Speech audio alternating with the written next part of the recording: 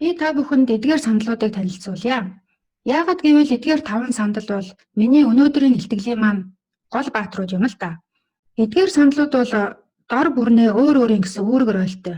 Бидний зан ааш, бидний хандлага энэ дэлхийн ертөнцид ямраар илэрдэг болохыг эдгээр саналууд бидэнд харуулна. Би өөрийнхөө хувийн амьдрал тохиолдсон нэгэн хөгжилтэй түүхийг та бүхэнд ярьж өгье. Тэгвэл миний яриаг илүү сайн ойлгох байхаа гэж бодож байна. Би нэгэн чухал хүнтэй сайхан харилцаатай байх гэж нэг хэсэг их хичээж байлаа. Тэр бол миний найз залуугийн маань 20 настай өх юм л да. Тэгээд би нэг удаа түүнд хоёулаа охтын үдшилтэд хамтдаа явцгаая гэж урьлаа. Би нэг маш аятайхан газар сонголоо. Тэр бол Миланд байдаг Blue Note гэдэг жаз клуб.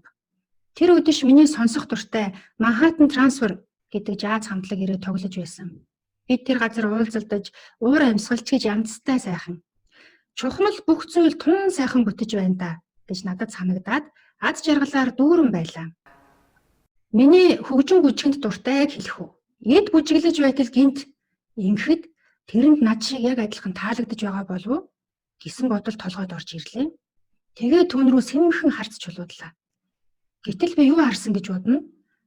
Тэр iPhone-о майжж идэх юм байна. За тэгэхээр яг тэр үед би ямар хариу үйлдэл үзүүлэх бол? Мэдээж надад хэд хэдэн сонголт байна. Нэгдүгээр сонголт. Юу вэ? Тэр одоо юу хийгээд байна? Утсан оролдож гин гэж үү дээ. Би энэ гайхалтай үйлчлэгийн төлөө мөнгө, цаг бүх юмаа зориулаад энэ бүсгийг дагуулад энд ирсэн байдаг. Гэтэл юу болж байна? Ердөө 2 минут нүдээ салгах төдөд утсаа удаж яах ч гэжтэй. Бурхан минь, одооний энэ залуучууд чинь ер нь юу болчиход байгаа юм болов? Нүд салгахгүй ширтэх ёстой байх та. Бурхан минь гэж. Хоёр дахь сонголт.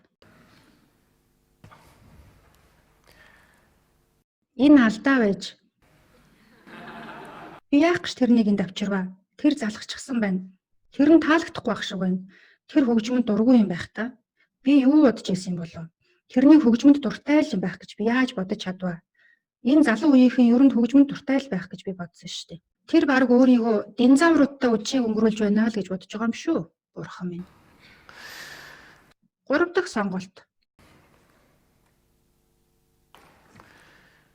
Тайвшир, 10 тоол, гүн гүнзгий амьсгал ав, дүгнэлт хийх гэж битгий яар. Тэр iPhone дээрээ юу хийж байгааг чи мэдэхгүй шүү дээ. Тайвшир, тайван бай.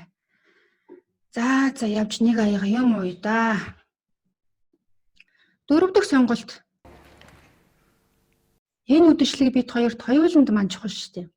Энэ үдэшлэгийн дараа тэр надтай илүү нээлттэй байх болов уу гэж би найдсан. Тэр надтай хамт байхдаа аюулгүй, тайван сайхан байна байх таа л гэж горьцсон. Тэрний хувьд би үргэлж нээлттэй байх болно. Энэ миний хувьд маш чухал зүйлсийн нэг байсан. Би тийм болох байх л гэж итгэсэн. Би өрдөө л тэгж л найдсан шүү дээ. 5 дахь сонголт.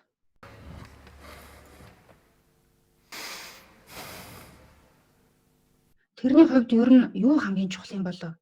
Тэрний толгойд ер нь юу байгаад байна? Тэр нь яг юу чухал юм болов? Би зүгээр л тэрнтэй илүү дээр харилцаатай байхыг л хүссэн. Тэгэхээр би яг юу хийх гэсэн үг вэ? Би яг үнэн бодиттой хариулт олох гэж маш их хичээж байгааг та бүхэн ойлгосон байхаа. Яг тэр мөчөд охин над руу эргэж хараад "Луйс, Европт зөвхөн энэ Blue Note-д л эднийг тоглолтоо хийдэг юм байна штэ. Та хардаа. Тэгээд Нью-Йоркод бас Японд л тоглодог юм байна. Та юу нь мэдчихсэн үү? Энэ үнэхээр гайхалтай байгаа биз тийм ээ? Зөвхөн Италид л тоглолтоо хийдэг гэж та боддоо. Би саяхан энэ хамтлагийн талаар нэлээд хайлт хийж үзлээ л дээ. Хамтлагийнхан бүтэн 40 жил хамтдаа тоглож ийн гэж та боддоо. Гайхалтай байгааз. Гэт та энийг хардаа гэд надад утсаа үзүүлдэг юм байна.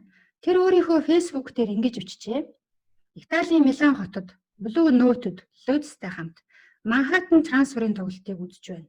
Луйс бол хамгийн шилдэг нь гэж бичсэн байхыг нь би уншлаа.